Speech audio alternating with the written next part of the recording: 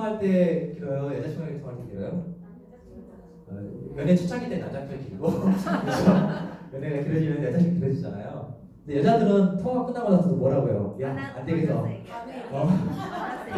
본격적인 얘기는 끝나고 얘기해요, 안 해요? 하죠. 맞아요. 그래서 일단은 중요한 건 뭐냐면은 일단 잡담이에요, 잡담.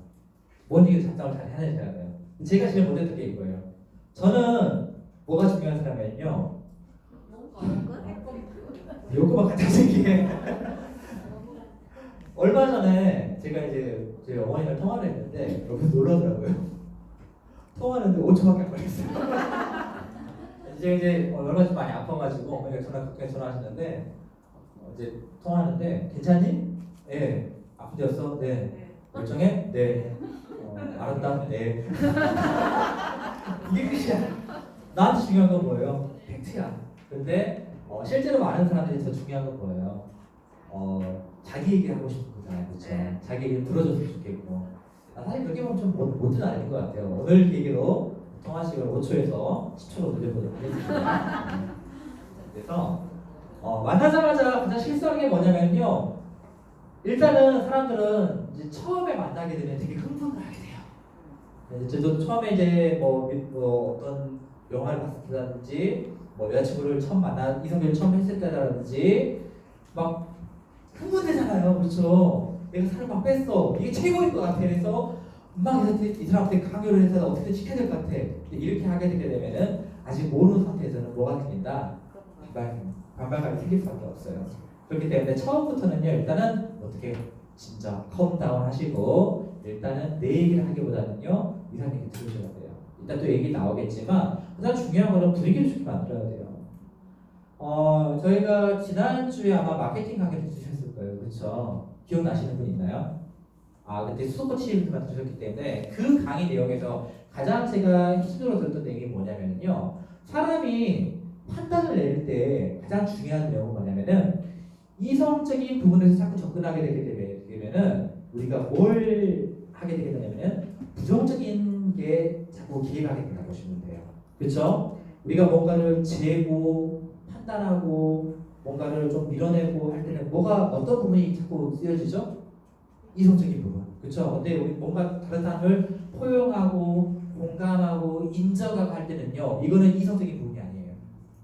예를 들어서 부모가 자녀를 사랑할 때 이거는 뭐 내 새끼라서 이뻐 보이는 거예요. 아니면은 그러니까 정말 잘나서 이뻐 보이는 거예요. 물론 잘난 분도 있을 거예요. 엄친아. 그렇죠? 엄마 친구한테 물론 잘나서 이쁠 수 있지만 그게 아니라 이 부분은 다 뭐예요? 감성적인 부분이라는 거예요. 그래서 우리가 긍정적인 결과를 만들어내기 위해서는요.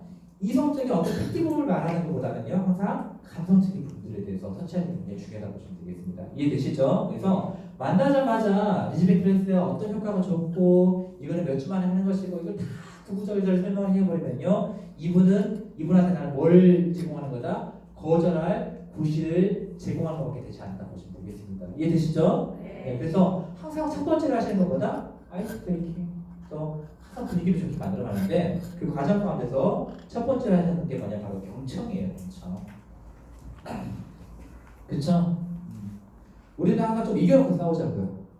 그쵸? 중요하죠? 경청인데 아까 교수님도 말씀하셨어요.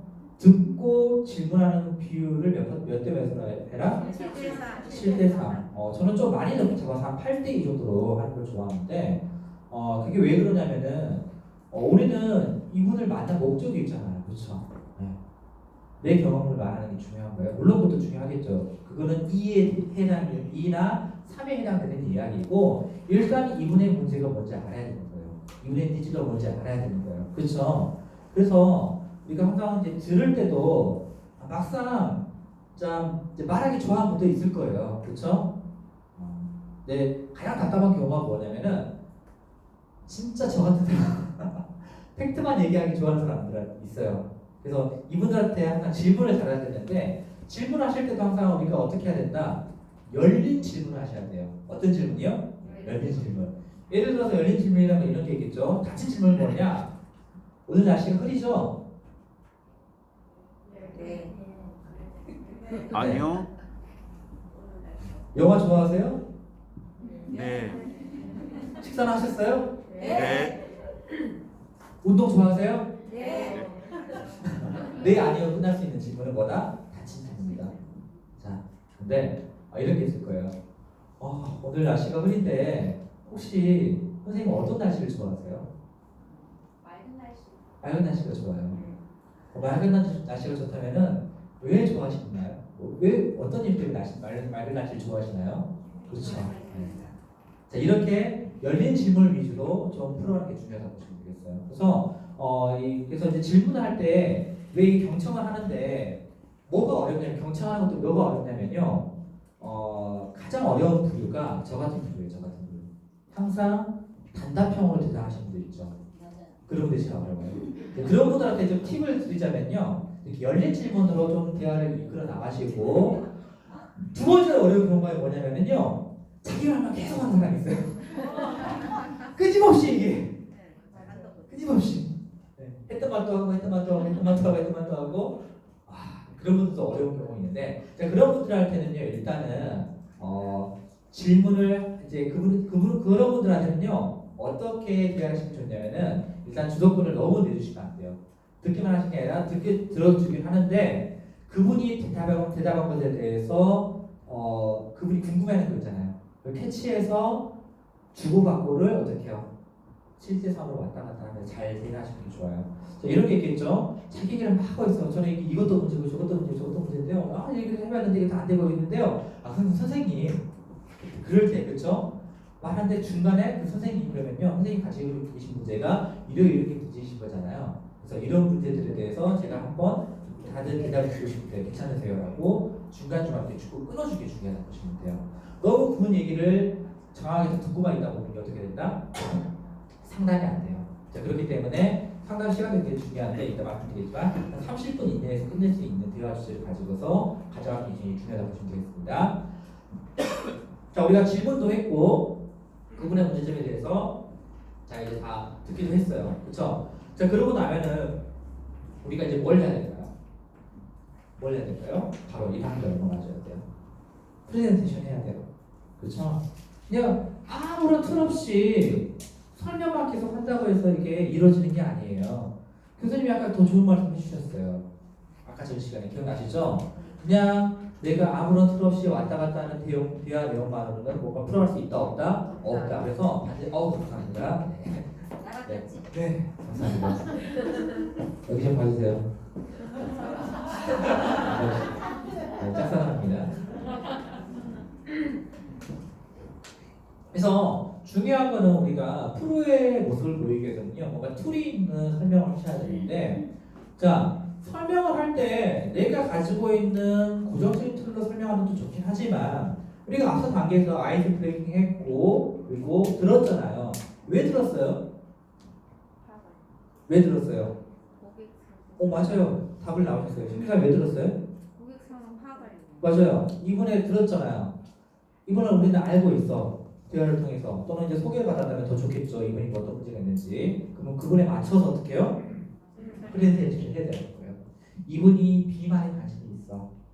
그렇죠? 그러면 그 비만에 맞춰서 그리고 이분이 가지고 있는 문제에 맞춰서 설명할 수 있겠죠. 예를 들어서 이분이 가지고 있는 문제가 다이어트를 여러 번 하신 분이야. 근데 할 때마다 그래서 실패를 했대. 그러면은 프레젠테이션 할 때도 어떤 부분에 맞춰서 프레젠테이션을 만들까요? 왜 반복되는 다이어트를 실패할 수밖에 없는지에 대한 부분을 집중적으로 해서 그분이 가지고 있는 문제를 살살 긁어주는 거예요. 맞죠? 자, 이분은 다이어트를 하긴 하는데 이분 목적이 좀 빨리 하는 거야. 그쵸?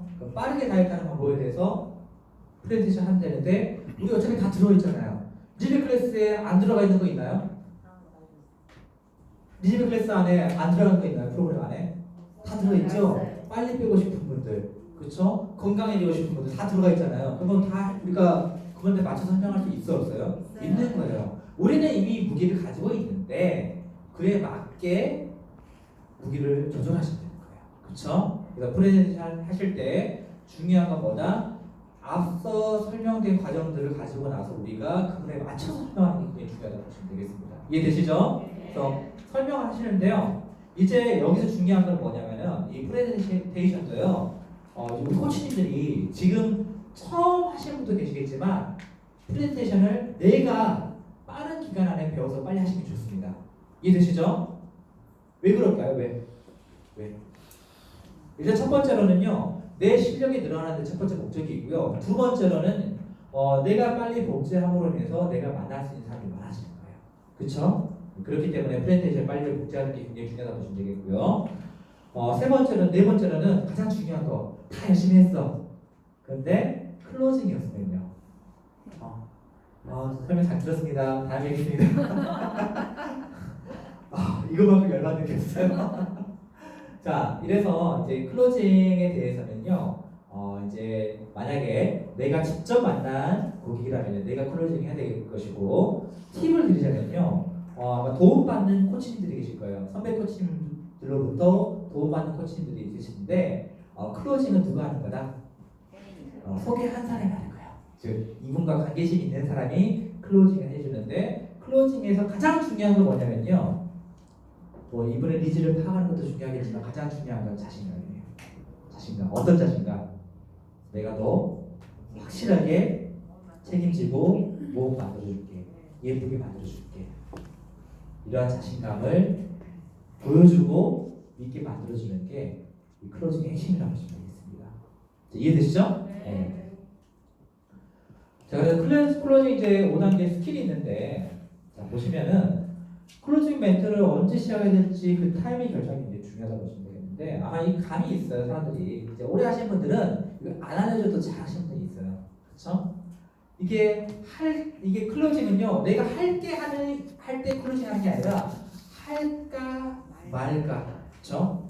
물론 이제 만나보면은 이제 확률상 절대 안 하려고 오신 분 두 분이 계시고요, 절대 하려고 오신 분 두 분이 계시고, 나머지 6명은 할까 말까, 갈까 말까, 뺄까 말까 하시는 분들이 한 60%예요.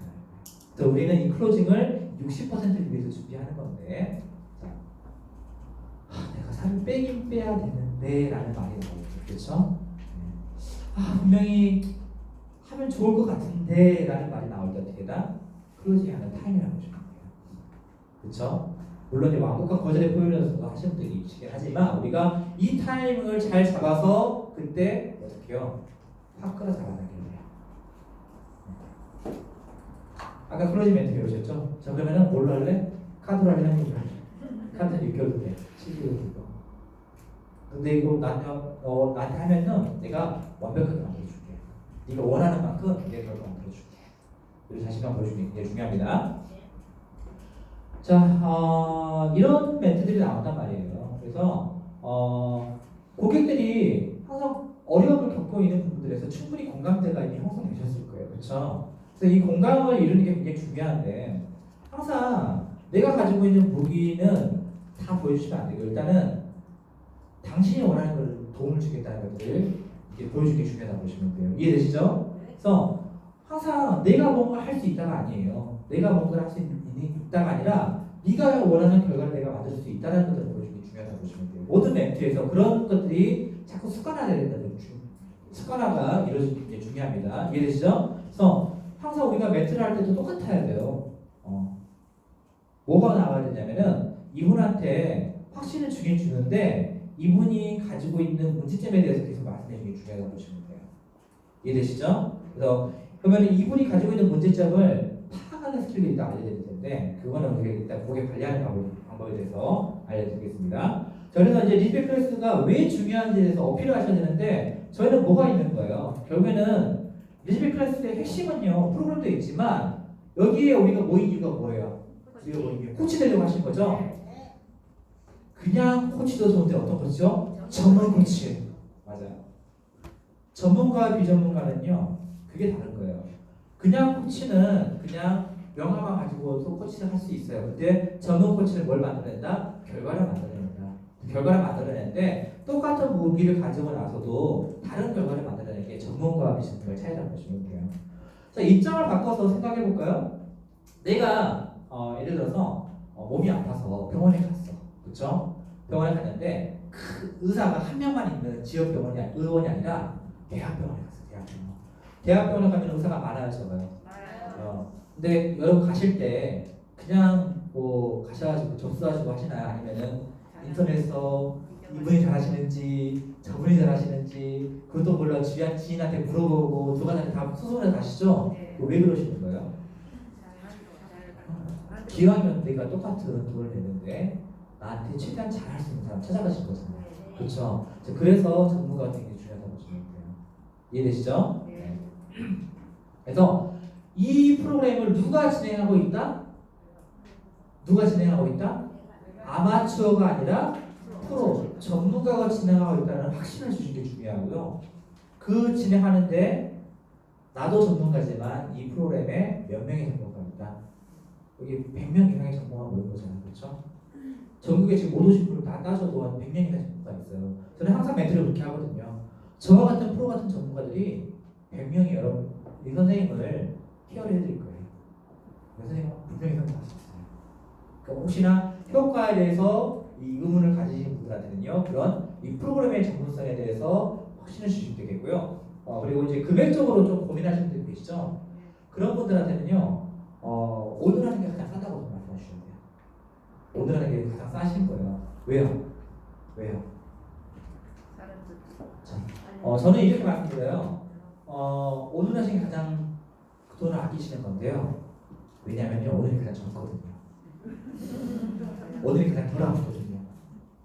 선생님, 저희 프로그램은요, 단순히 살을 빼는 게 아니라 우리의 원인을 제거하는 거기 때문에 이 원인이 제거되기 위해서는 건강 상태가 굉장히 중요합니다. 나이도 중요한데요.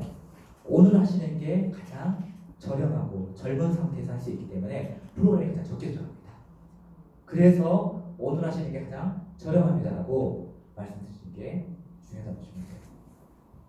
이해되시죠? 네.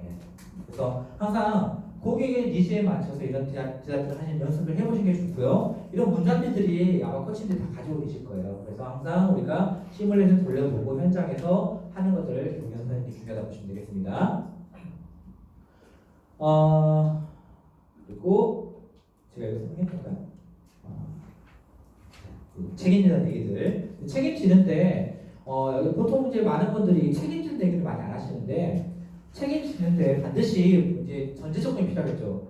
어떻게 했을 때 내가 하자 시키는 대로 내가 하자고 하는 대로 프로그램 제대로 따라줄 때 100% 책임진다는 어떤 약속이 있어야 돼요. 예, 까다로운 분들은요 이 각서를 쓰기도 하세요. 진짜로 그런 경우도 있어요.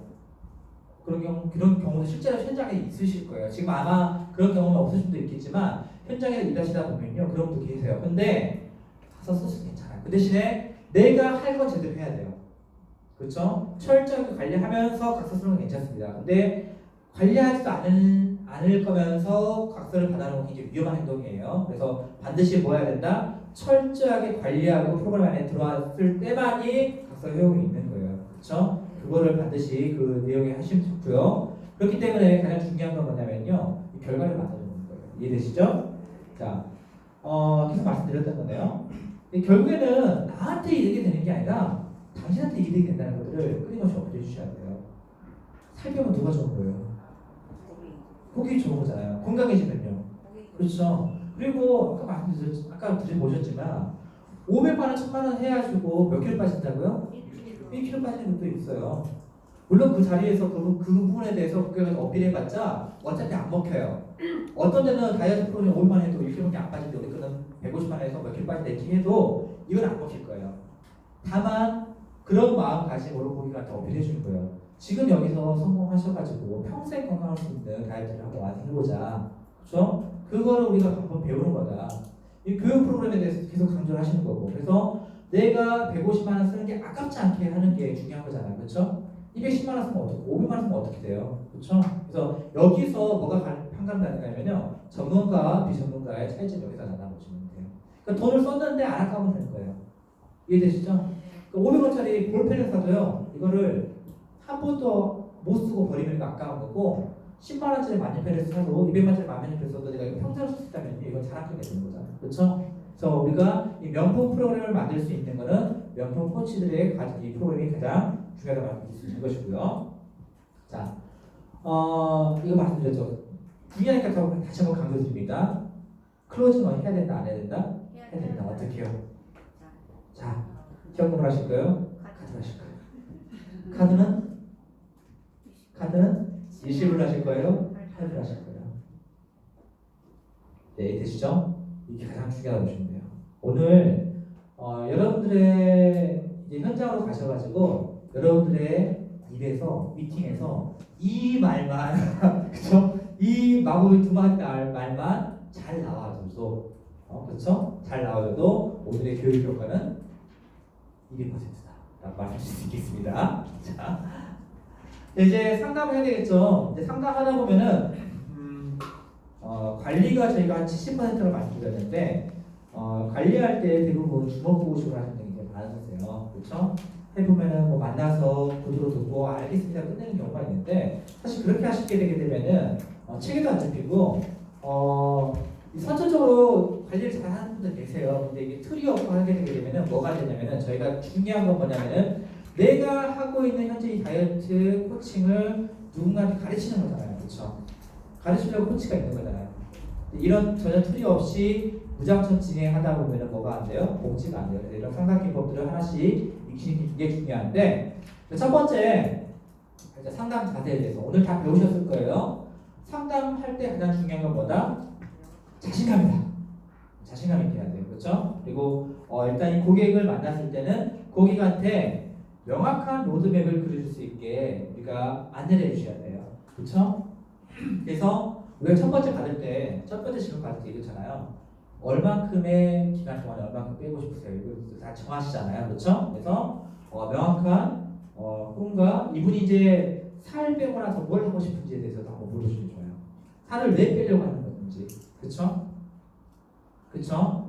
살을 빼고 나서 살을 왜 빼려고 하는 것인지, 살을 빼고 나서 무엇을 하고 싶으신지에 대한 이 비전을 그려주시고요. 그리고 그분이 그 기간 동안에 할 수 있는 목표를 정확하게 잡아주는 것도 중요합니다.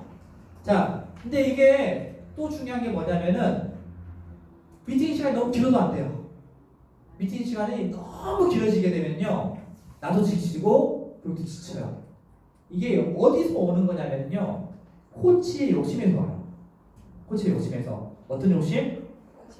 코치의 욕심인데 어떤 욕심이냐면요, 내가 오늘 만났으니까 끝장을 봐야 돼. 어때요? 끝장을 봐야 돼. 1회서부터 10까지 다 알려줘야 돼. 그렇죠? 그래서 뭐가 어떤 거 다 이게 끝나니까 근데 더 중요한 건 뭐냐면요, 또 얘기하고 이러다 보면 상담 시간이 1시간이 되고 2시간이 되면요 서로 이제 지치는 거예요. 다음에 만나기 싫어져. 다음 만나면 기대됐는데 나 약속 있는데 못 가고 있어. 이 한국 분들은 마음씨가 좋으셔서 그런지 거절을 잘 못하세요. 그렇죠? 네. 이미 약속 시간은 2시간이 지났는데 이런 식으로 못하고 계세요. 그런 상황을 만나게 되면 다음에 만날 수 있다 없다? 없다. 그래서 간결하게 된다. 그렇죠? 가장 중요한 거 어쨌든 분위기는 유연하게 만들어가지고 철저하게 후회 자세로서 미팅 임하시는 게 중요하다고 보시면 되겠고요. 자신감, 이 내적인 마인드 중요하다고 보시면 되겠고, 내적인 마인드. 자, 내적인 마인드가 준비가 안 되신 분들이 있으시죠? 없으실까요? 대단하십니다. 그래서 저는 이제 이 내적인 마인드를 컨설팅을 해드릴 때 혹시 내적인 마인드가 자신감이 안 되시면요, 뭐부터 바꾸라고 말씀드립니다? 메모부터 바꾸라고 말씀드립니다. 그래서 항상 메모를 반복하게 하게 되게 되면은 내적인 마인드가 생기기 때문에 일단 가장 중요한 거, 그죠? 이 두 가지를 가장 첫 번째 목표로 가져가시면 되겠고요. 이거 중요합니다. 상담 시간 미리 확인하셔야 돼요. 그렇죠? 그분이 시간이 얼마가 되는지 5분이고 5분, 10분이 10분, 뭐 1시간 된다. 근데 대부분 뭐 시간이 있어도 바쁘다고 하잖아요. 그래서 어쨌든 상담 시간을 확보하시고 상담 시간은 되도록이면 짧으면 좋은데 30분 이내로 끝내시는 게 좋습니다. 그리고 알고 있는 모든 것들을 다 알려주지 않는다? 알려주지 않는다. 이게 중요합니다. 그리고 고객이 원하는 질문 한두 가지 정도 이야기를 하고 궁금증을 유발하고 약간의 아쉬움을 남겨두고 무슨 약속? 다음 약속 잡으셔야 돼요. 이게 굉장히 중요합니다. 그러니까 다음이 있어야지 계속 관계식이 이루어지고요. 오해가 생기지 않더라고요. 이런 경우도 혹시 현장에서 있지 않으신가요? 이러면 안 되지만 내가 이제 리스펙트에서 알렸어요. 알렸는데 거리가 너무 멀어. 목포에서 알렸는데 뭐 인천이라든지 강원도에 계신 분이 하게 됐어. 그쵸? 네, 전화는 매일 했어. 내가 열심히 관리한다고 했는데 만나지 못하니까 그분이 잘 했는지 안 했는지 이제 체크가 안 돼. 그래서 그분이 중간에 포기한 경우도 좀 많이 경험이 있으시죠? 거기 끄떡하신 분들 열심히 하신 분들이에요. 잘못된 게 아니에요. 열심히 하셨기 때문에 그게 나온 거예요. 예. 자, 그런데 우리가 가까이 있는데 불구하고 이분을 자주 만나지 못했다. 그러면 어떻게 된다? 실패하는 경험이 생길 수밖에 없다는 거예요. 그래서 이 핵심은 뭐냐면 자주 만나는 건데 다음을 이게 사람이 왜 다음을 약속하지 않을까요? 왜 다음을? 드라마 1편부터 16편까지 다 결말이 나와 있어. 그 다음 드라마 궁금해 안 궁금해요? 안 궁금하죠? 똑같은 거예요. 내가 이 사람한테서 궁금한 게 없는데 내가 만날 이유가 없는 거야. 다 알고 있는데. 그래서 어떻게 해라? 항상 궁금증을 남겨두고 다음 약속을 정하셔서 다음 말씀을 하셔야지 관리 측면에서도 우리 코치님들한테 도움이 된다는 것들을 말씀드리는 거예요. 이해되시죠? 자, 상담하실 때도 이 자리 배치도 중요한데 이건 그냥 알고만 계시고요. 실제로 예전에는 그 병원에 가보시면은 배치가 어떻게 됐어요? 의사 선생님이랑 항상 마주보고 앉았었죠. 요즘에 그 병원에 혹시 가보신 경험이 있으신 분들, 뭐 가족 때문에 됐던, 뭐 아이 때문에 가보시면 어떻게 돼 있어요? 배치가 대부분 2번으로 돼 있어요. 그렇죠? 그렇죠. 이건 뭐냐면은 그분과 나의 위치가 뭐 이렇게 적대적인 관계가 아니라 동등한 위치에 있고 상담자의 위치에 있다는 것들을 이게 심리학적으로 나타낸 거기 때문에 실제로 미팅 하실 때도 자리 배치 굉장히 중요하면서 가장 안 좋은 거 물론 이게 꼭 실패한다는 건 아니지만 가장 안 좋은 걸 마주보는 게 안 좋고 그래서 미팅 하시기 전에 자리 세팅을 미리 이렇게 잡아놓는 게 굉장히 중요하다고 보시면 되겠고요. 가장 좋은 거는 이건데 이건 좀 저도 좀 약한 부분이에요. 왜냐면 제가 남성이다 보니까 여성분들은 아무래도 누군가를 만지는 이런 거 터치에 좀 덜 민감하시잖아요. 요즘에 또 이게 사회가 사회인지라 저한테 남성인 제가 누가 터치하게 되게 되면 좀 오해가 있을 수가 있기 때문에 저는 못 쓰는 방법이지만 여성 코치님들 같은 경우는 이런 기법을 쓰는 것도 아주 좋은 기법 중에 한 가지라고 말씀드릴 수 있습니다. 그래서 자리 배치, 즉 친밀감을 느낄 수 있는 배치가 가장 좋다고 보시면 되겠는데 자 이것도 무작정 뭐 이게 맞다 저게 맞다라고 할 수는 없어요. 어떤 분들은 성향에 따라서 누군가 내 옆에 앉는 걸 싫어하는 분도 계실 거예요. 그렇죠? 그래서 이분들의 성향에 대해서 파악하신 다음에 옆에 앉아서 하실 것인지 아니면은 이렇게 옆에 마주보고 하실 것인지 이것들을 정하셔서 미팅을 잡으시면 되는데 이런 툴이 있다는 것들을 이해하시면 되겠습니다. 자, 제가 말이 빨라진다는 것은 지금 할 얘기는 많은데 시간이 좀 줄어들고 있다는 것들을 말씀드리고 있습니다. 자, 이제 상담하다 보면은 사실 1대1이 가장 좋긴 해요. 그쵸? 근데 1대1도 하는 경우도 있지만 대부분 2대1이라든지 3대1이 되는 경우가 있습니다. 근데 제가 왜 1대1로 미팅을 하는 것을 추천드리냐면요. 사람이 여럿이 모이면요. 생각이 다 같아져요. 여기 저희가 한 100명 정도 안 되겠지만 여러분이 모이셨지만 여기 오늘 점심 메뉴가 다 같으셨나요? 달라요. 만약에 좋아하는 메뉴 같다면요, 지금 안타까운 전쟁도 안 일어났을 거예요, 그렇죠? 네. 그처럼 우리는 긍정의 사람도 있겠지만 부정의 사람도 있어요. 여러 사람이 모이다 보면. 놀라운 사실은 우리가 10명이 모였어. 10명이 모였을 때 다 긍정 9명이 긍정을 했어요. 근데 한 명이 야 그건 좀 아닌 것 같아. 하면 어떻게 될까요? 그 긍정이 이길까요? 부정이 이길까요? 부정이 100% 이깁니다. 이거는 경험적으로나 심리학적으로나 지금 역사상 모든 게 다 이겨왔었어요. 그렇기 때문에 기왕이면은 1대1 미팅하는 게 좋고 만약에 다수와 미팅을 하게 된다 한다면요 누굴 물고 들어줘야 돼요? 누굴 물고 들어줘야 돼요? 여기 다 있잖아요. 긍정적인 반응, 그렇죠? 근데 사람이 이게 저도 참 못된 실수가 있는데 꼭 누군가를 이겨먹으려고 해. 그래 안 그래요? 그러니까 안 되는 거잖아. 남편 지금도 못 이겨먹고이잖아요, 그렇죠? 안 오늘 이겨야 되는데 저기. 남편을 이겨먹어야 되는데 못 이겨먹으니까 자꾸 내 속이 터지는구나, 그렇죠? 이러시면 안 되고 어떡해요? 항상 내 편인 사람을 골라야 돼요. 그래서 미팅 중에서 긍정적인 반응을 보이는 미팅 같이 자리에 앉아 있어. 그렇죠? 제가 지금 잘 쳐다보는 분이 계실 거예요. 어떤 분들 잘 쳐다볼까요? 하시는 보는 거예요, 저도. 그렇게 하면서. 네. 뭐, 졸거나, 저분들은 안 봅니다. 자, 왜냐? 내 자신감이 떨어지거든. 그래서 어떻게 해요? 항상 긍정적으로 호응하는 분들과 주도적으로 미팅을 하다 보면요. 내 에너지도 올라가고 그 미팅 분위기를 내가 주도할 수 있는 모습을 보겠습니다. 이해되시죠? 그래서 혹시나 1대1 미팅이 안 되거나 뭐 다수의 미팅을 해야 되는 경우가 없다 한다면요. 양해를 구해서 가장 좋은 방법은 양해를 구해서 다른 장소로 이동을 하시거나 정 안 된다 한다면은 그분과 1대1로 좀 집중할 수 있는 시간을 가져가는 게 가장 좋다 보시면 되겠습니다. 이건 아까 다 말씀드렸던 부분들이고요. 자, 이 부분도 아까 제가 처음에 말씀드렸죠. 질문할 때 열린 질문에 대해서 말씀하신 것들 다 말씀드렸다고 보시면 되겠고요. 자, 그리고 나를 잘 모르는 분들한테는요. 아까 저희가 교수님이 뭐 보여달라고 말씀드렸죠? 체험 사례, 비포 애프터, 그렇죠? 딱 열자마자 비포 애프터가 5장밖에 없어. 이거 프로예요, 아마추어예요? 아마추어죠. 그러니까 처음에 하실 때는 일단은 남은 것도 괜찮아. 가져와서 결과를 만들어내시면 돼요. 왜냐, 우리는 한 식구니까 괜찮습니다. 대신에 타 프로그램 했는데 그거는 좀 곤란합니다. 집의 클래스 안에서 결과 나온 것들 가져가다 쓰시는 것들은요 허용이 됩니다. 그래서 다른 사람들의 경험치를 가지고 나서 근데 이거는 우리가 그동안에 뭐 체험 사례라든지 코치 과정을 배우면서 많은 체험 사례를 들으셨을 거예요. 그렇죠? 우리 코치님들이 뭐 하셨던 것들을 다 쓰셔도 돼요. 왜냐? 이것도 어차피 내가 할 거거든요. 내가 경험이 많아지고 경력이 많아지고 맞는 사람을 만나다 보면요 내가 들었던 얘기가 결국에 내 얘기가 되는 거예요. 그렇죠? 그냥 결국에 거짓말하는 게 아닙니다. 그렇기 때문에 다른 사람의 얘기를 갖다 쓰시는데 왜 갖다 쓰셔야 되냐면요 이분을 존중주기 위해서요. 그렇죠? 이분이 가지고 있는 고민에 대해서 똑같은 고민을 가지고 계신 분이 있을까 없을까요? 있어요.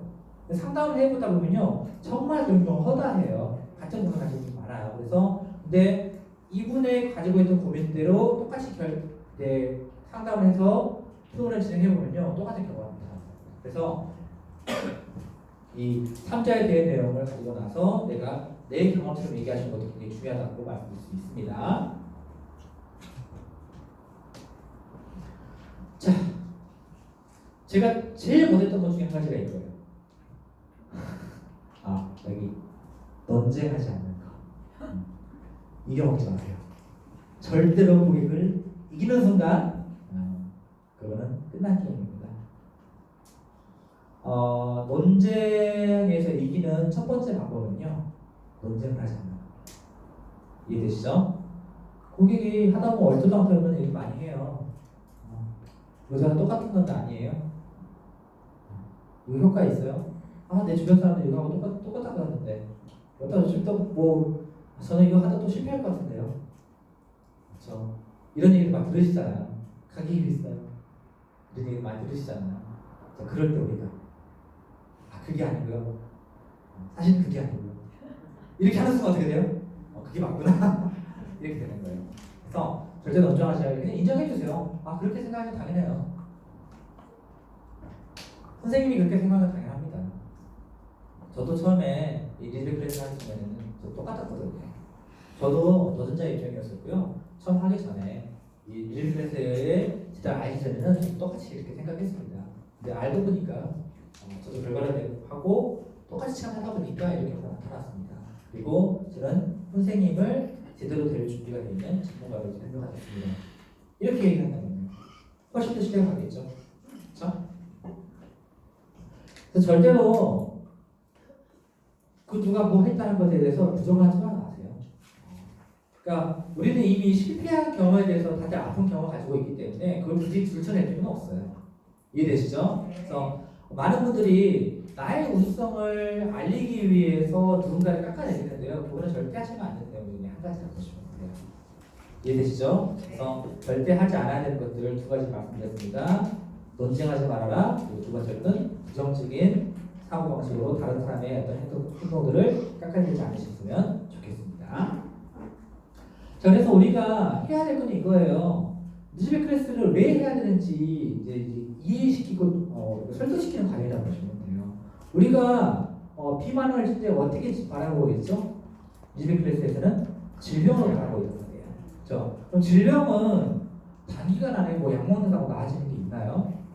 없죠. 질병은 꾸준히 관리해야 되는 거고 우리가 나의 어떤 습관이라든지 뭔가를 통해 뿌리를 뽑아야 되는 거잖아요. 그래서 우리가 원인 없는 결과가 없다는 것을 계속 말씀드리는 게 굉장히 중요하고 이 원인 과정을 잘 제거하게 되게 되면은 자연스럽게 몸이 좋아지는 것들을 끊임없이 인정시켜주고 인지시키는 과정 가운데 있는 게 바로 지배 클래스의 핵심이라고 보시면 되겠습니다.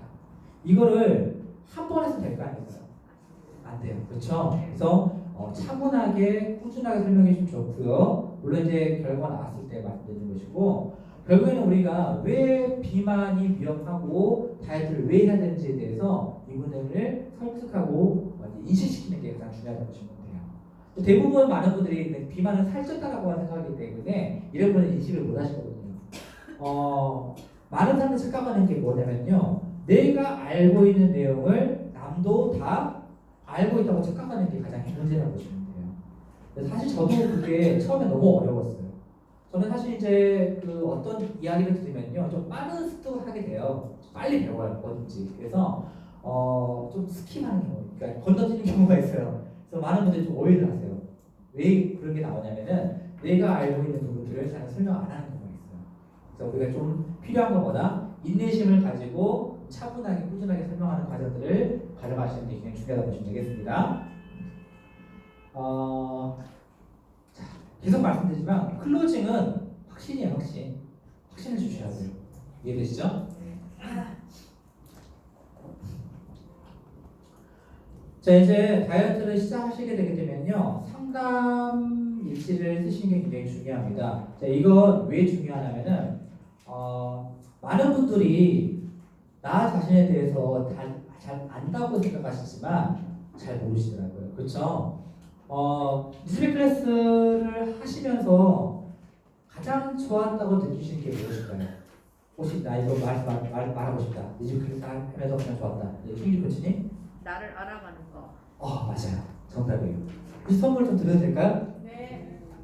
드려도 되나요? 네. 오늘 등장하기 때문에 드리겠습니다.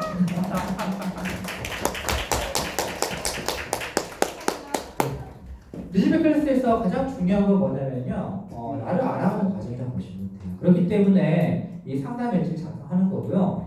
자, 이 상담 일지를 작성한다는 내용은 뭐냐면은 우리가 단순히 어떤 감이라든지 이런 것들이 사실 이러한 행동들을 많이 하다 보면요. 우리 프로 코치님들은요. 이게 없어도 그분을 잘 파악할 수 있으세요. 그렇죠?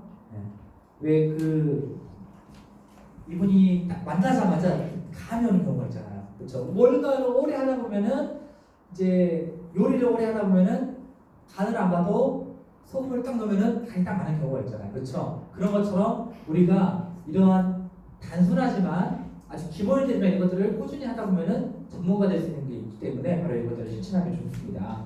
자, 이거 왜 중요하냐면요. 다이어트 상담 일지 작성이 왜 중요하냐면은 여기서 중요한 거는 고객은 본인을 잘 몰라요. 나도 고객을 몰라요. 그럼 우리 어떻게 해야 돼요? 포기해야 돼요. 서로 잘 알아야 되겠죠. 그래서 뭘 해야 되냐면은 고객이 나 스스로를 잘 알 수 있게 상담 일지 쓰시고 식사 일지를 쓰시고 이거 다 작성하시면은 뭐가 되는 게 데이터가 되는 거죠. 데이터가 돼서 이거를 복제할 수 있는 아주 좋은 근거가 되는 보시면 되겠습니다. 자, 거기 이제 상담하실 때 준비하시는 겁니다. 이건 전부 다 회사에서도 자료가 있고요. 원하시면은 전부 다 공유할 수 있는 자료이기 때문에 혹시 필요하신 분들은 자료 요청하시면은 다 드릴 수가 있죠. 네네. 네, 다이어트 고객 상담표가 있고요. 스트레스 추적 평가지가 있고, 비만 식사 습관과 식사 행동 평가지가 있고, 고객 관리 진행 현황표가 있고, 식사 활동 일지가 있고, 다이어트 프로그램 구성 계획가 있고, 줄자 이것들 다 준비하시면 되겠죠. 기타 필요하신 분들이 있다 보시면 되겠습니다. 다이어트 상담을 작성하실 때 보시면은 이제 여러 가지가 있을 거예요. 여기 보시면은 하루에 물 얼마나 드십니까? 잘 안 보이시죠? 여기 이제 요청하시면 다 자료가 있으니까 나도 이제 뽑아진 자료도 있습니다. 그래서 여기 보시면은 자세하게 이런 것들 작성하는 거예요. 그렇죠? 뭐 이런 것까지 하는 것까지 작성하시는 거예요. 여기 보시면은요, 아침 식사 하는지 안 하는지, 그렇죠? 그리고 식사를 한다면은 얼마를 먹는지, 얼마의 속도로 먹는지, 양은 얼마큼 먹는지, 그렇죠? 메뉴는 무엇이는지, 자 이런 거 생각 안 하시잖아요, 그렇죠? 근데 결국에는 우리가 리즈백 클래스에서 좋은 습관을 만들어 가는 건데, 많은 분들이 나쁜 습관은 노력해야지 생기나요? 노력하지 않아도 생기나요? 노력하지 않아도 나쁜 습관이 생겨요. 근데 좋은 습관 만들어가는 거잖아요, 그렇죠? 일단 첫 번째는 뭐다? 나를 알아가는 과정들을 잘 알 수 있게 하는 거예요. 이걸 작성해주면 좋은 게 뭐냐면요, 나도 고객을 알 수 있고 고객도 본인을 알 수 있다고 보시면 되겠습니다. 그래서 나중에 이 클레임이 안 될 수 있어요. 이걸 잘 적혀내시면요, 스트레스 평가지수도 잘 작성하시면 된다고 보시면 되겠고, 노을 작업 문제도 있고요. 이게 좀 자료가 안 나왔는데, 보시면은 대부분 이제 비만이신 분들은 어떤 질병의 문제도 있지만 대부분 식사 습관에 굉장히 문제가 많이 있다고 보시면 돼요. 저희가 그 리뷰 클래스에서 강의할 때 식사 먹는 방법 중에서 TV를 보지 않고 먹기 이런 것도 있죠, 그렇죠? 꼭 씹어서 먹기 이런 것들, 그렇죠? 근데 이런 것들을 평소에 생각 안 하다 보면은요, 무분별하게 먹게 되어져 있고 내가 뭘 먹는지 모르기 때문에 빠르게 비만으로 갈 수 있는 체질을 갖고 있다고 보시면 돼요. 이해되시죠? 그래서 이런 것들을 식사 습관과의 행동평가인데, 여기에는 어떤 내용들이 들어가냐면은 아까 말씀드렸지만 식사를 먹는지 안 먹는지, 먹을 때 기분은 어땠는지, 누구와 먹었는지, 어디에서 먹었는지, 어디에서 먹었다면은 예를 들어서 식탁에 앉아서 먹었는지, 아니면 급해서 서서 먹었다든지, 그렇죠? 아니면은 그때 분위기는 어땠는지, 기분은 어땠는지, 양은 얼마를 먹었는지, 뭘 먹었는지 이런 것들을 하나하나 다 기록하게 하는 게 굉장히 중요하다고 보시면 되겠습니다. 그걸 기록함으로 해서 이게 정말 중요한 데이터가 된다고 보시면 되겠어요. 자, 인바디 측정, 이제 여기서 다른 건 다 잘 하시는데 가장 어려워하시는 게 인바디랑 이제 사진 찍는 거 좀 어려워하시더라고요. 그러시죠, 그렇죠? 네. 여기서 중요한 거는요, 통일성. 인바디를 찍던, 사이즈를 측정하시던, 사진을 찍으시던 뭐가 중요하다? 통일성이다. 자, 인바디 찍으실 때 이런 경험 있으신가요, 혹시? 찍었는데 아침에 찍을 때랑 저녁을 찍을 때랑 달라요. 어제는 분명히 체지방이 3kg 빠져서 너무 기분 좋았는데 오늘 와서 찍으니까 체지방이 2kg 들어가 있어. 그렇죠? 그런 경우 굉장히 많으시죠? 그럴 때 어떻게 돼요? 나중에 잘 될 거야 라고 안심시키게 나도 불안해. 그렇죠? 자, 그런 이유가 있기 때문에 오늘 인바디 어떻게 있는지 다시 한번 체크해 드리도록 하겠습니다. 자, 인바디는 사실 완벽하게 우리가 그냥 믿으시면 안 돼요. 인바디도 뭘 한다? 거짓말을 해요. 이 체지방을 이제 측정하는 체성분 측정의 원리가 이 전기가 잘 통하느냐 안 통하냐 이 비율을 따져서 지방이냐 지방이 아니냐로 나눠서 이걸 측정하는 거거든요. 여기 보시면 지방은 전류가 잘 흐르지 않는다고 나와 있죠. 그렇죠? 근데 우리가 음식물을 먹고 나서 물을 먹고 나서 측정하면 왜 갑자기 체지방이 너무 적어지실까요? 그거는 여기 나옵니다. 우리가 음식을 먹고 나서 우리 입 안쪽에 소화관 있죠. 이 소화관 안쪽으로도 전류가 안 흘러요.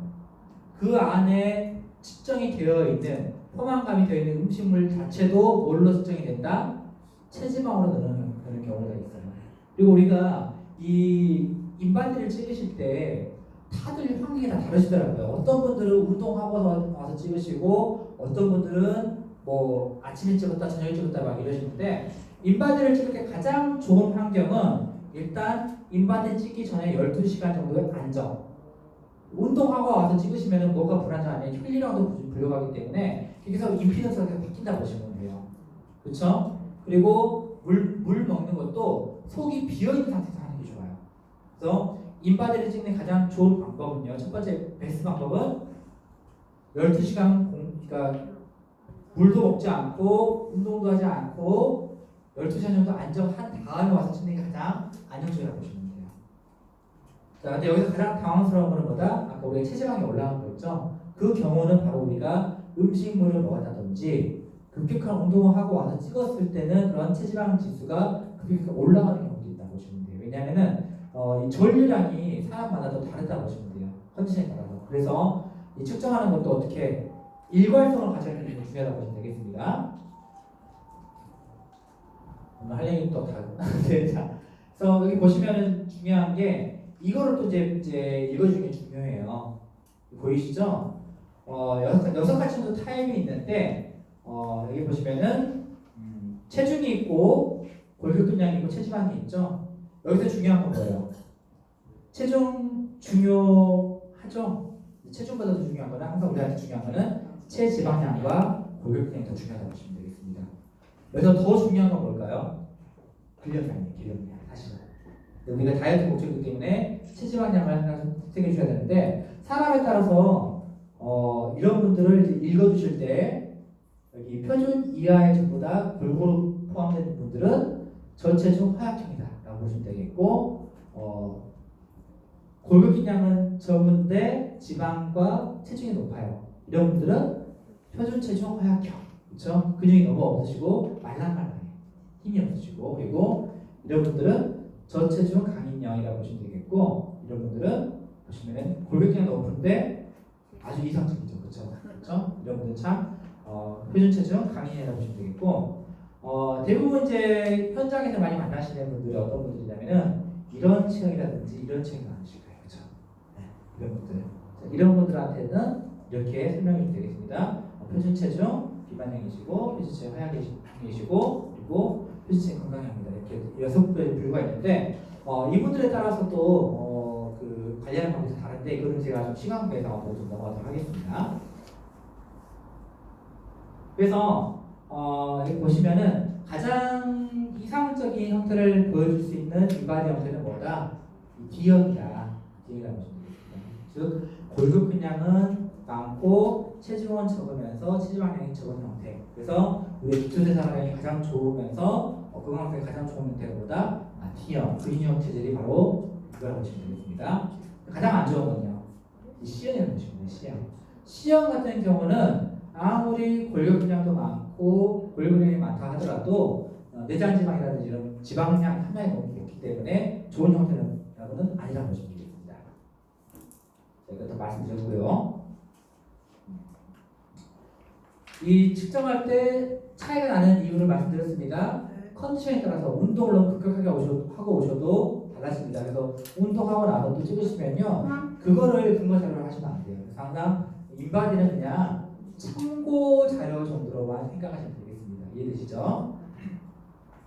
자, 측정하실 때 보시면 24시간을 운전하지 않는다, 운동하지 않는다, 6시간 전에는 음식만 물을 먹지 않는다, 측정 전에 대변과 소변을 못 측정한다. 그렇죠? 그리고 여성의 경우 생리 좋을 때는 측정하지 않는 게 좋다고 보시면 되겠습니다.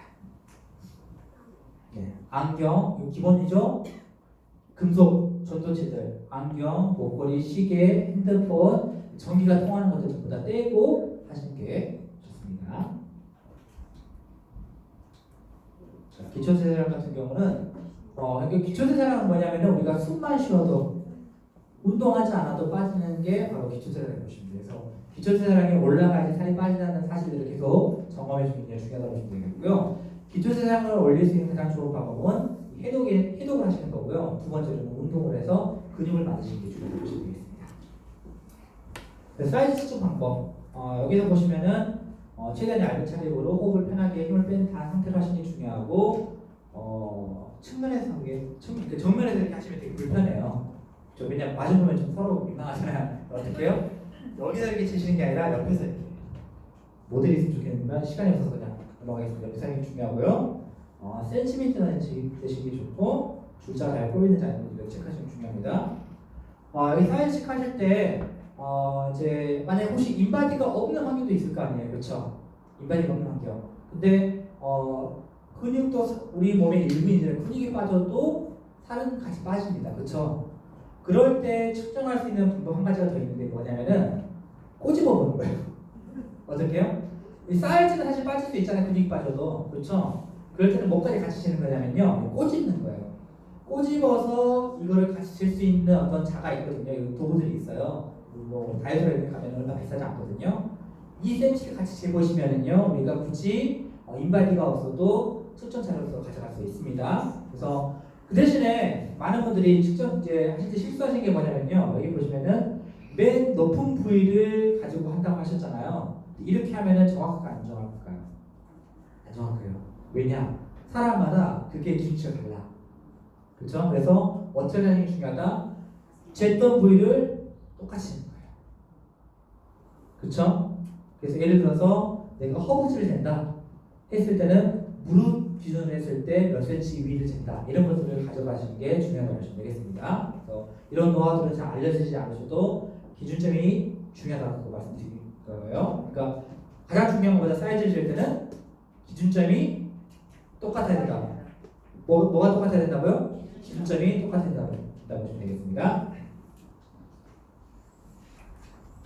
자, 엉덩이 같은 경우도 이분은 뭐 살 뺐겠는데 좀 재시네요. 네, 종아리도 주셔야 되고 그리고 팔 그리고 발목까지는 체크 안 해보셨죠? 근데 왜 발목도 지셔야 되면요 살찌면 손가락도 살찌는 거 아시죠? 네. 그래서 내가 여기까지 재야 돼 하는 부분까지 한번 재보신 것도 좋다고 보시면 되겠습니다. 사진 찍는 방법은요 이 사진이 왜 중요하냐면은 이게 나중에 이게 재산이 되는 거예요. 사이즈 측정은 그냥 자료로 남지만 시청각 자료, 이 시각 자료로 사진이 남기 때문에 이걸 남기시면 중요합니다. 제대로 된 사진 한 장이요 나중에는 뭐 1억도 될 수 있고 10억도 될 수 있는 거예요. 이해되시죠? 그래서 이 비포 애프터를 정확하게 남겨놔서 이거를 나의 스토리로 만들어 놓으면요 이게 어마어마한 재산이 되는 거예요. 이해되시죠? 찍으실 때는 항상 어떻게 해요? 이 모습을 찍을 때마다 숨 편하게 쉬기. 왜 괜히 부끄러우니까 이렇게 찍으시잖아요. 처음 찍으실 때 나 부끄러우니까 조금 나신해야 돼. 이렇게 해야 돼요. 네. 무조건 편한 자세로. 그냥 있는 그대로를 해놔야지 비포 애프터가 명확히 나올 수 있다는 것들을 말씀드립니다. 그리고 애프터 사진을 멀리서 찍지 않는다. 처음 사진 찍으는 가까이 찍어가지고 뚱뚱하게 나왔어. 근데 애프터 사진은 멀리서 찍어가지고 날씬하게 나왔어. 이러면은 사람들이 신뢰성이 있어졌어요. 그래서 기왕이면은 이제 사무실에 있는 분들은 어떻게 해요? 그걸 잘 하시고 계시더라고요. 사무실에 있는 분 중에서 그 카메라 위치를 고정을 시켜놔요. 테이프로 딱 이렇게 표현해가지고 그 삼각대를 딱 설치해놓고 여기가 위치입니다. 사람 손의 위치까지 딱 정확하게 딱 만들어놓잖아요. 그렇게 해서 옆, 뒤 이렇게 정확히 찍는 거. 그리고 할 수 있으면 조명까지 정확하게 똑같은 저도로 하시는 게 좋다고 보시면 되겠습니다. 그래서 정확하게 이 비포 애프터를 해서 고객이 나중에 정확하게 얼마큼 디테일하게 빠졌는지 눈으로 볼 수 있게 가지고 자료를 보여주기 좋다고 보시면 되겠고요. 자, 식사일기 쓰는 거는 제가 아까 말씀드렸죠. 식사일기 쓰는 거를 통해서 뭘 알 수 있냐면요. 고객이 자기 자신의 안 좋은 습관들을 하나씩 파악할 수 있다는 것들을 제가 준 시간이 어떻게 45분까지인가요?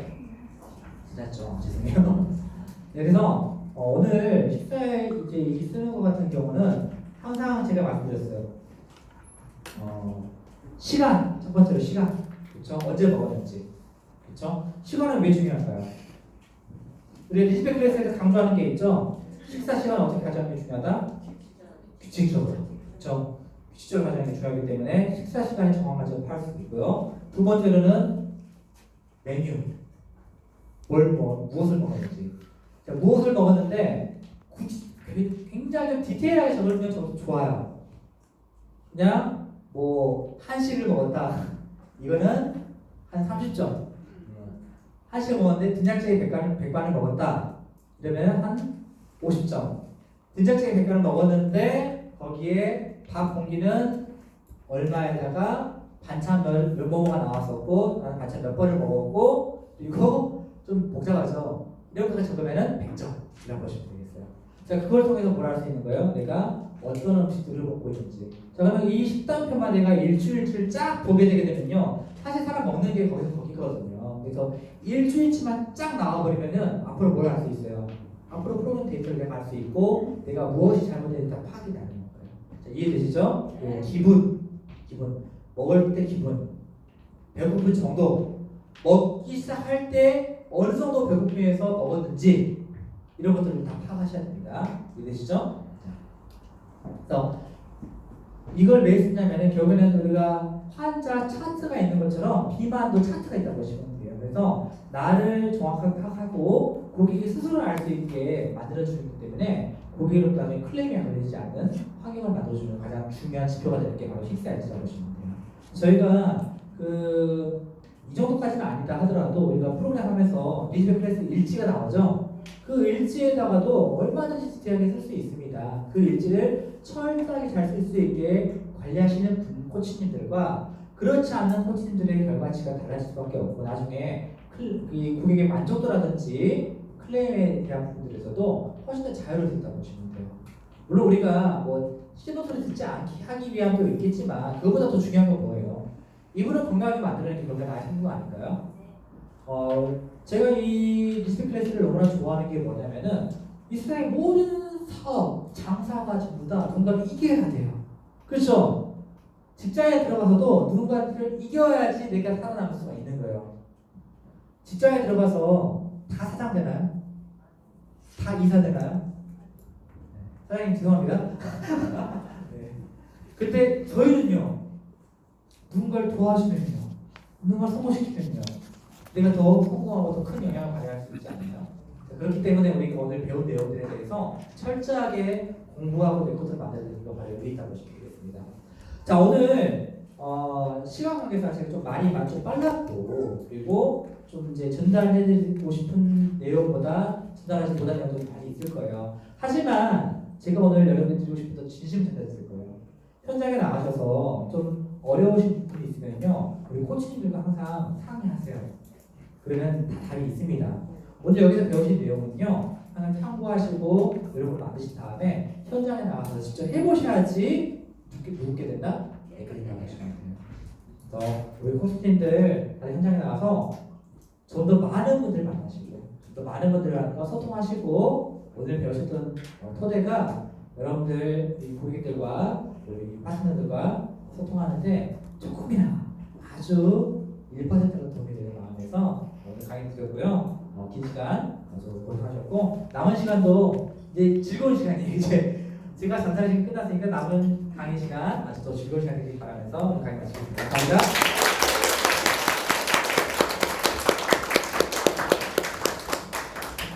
네, 다시 한번 큰 박수 부탁드립니다. 네, 최상민 강사님은 다음 강의 때 꼭 어머님과 10초 대화 이상을 통화로 하실 수 있도록 미션을 성공해서 오시길 바라고요. 한 10분 정도, 지금이 45분이니까 55분까지 휴식을 갖고 다음 강의 마지막 강의 진행하도록 하겠습니다.